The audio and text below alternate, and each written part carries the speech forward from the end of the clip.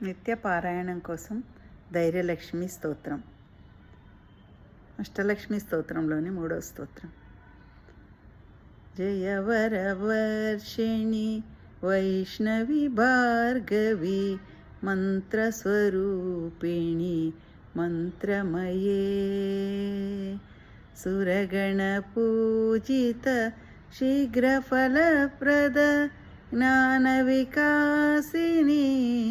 శాస్త్రనుతే భవభయహారిణి పాపవిమోచని సాధుజనాశ్రిత పాదయుతే జయ జయ హే మధుసూదన కామిని ధైర్యలక్ష్మి సదా పాలయ మాం ధైర్యలక్ష్మి సదా పాలయ మాం.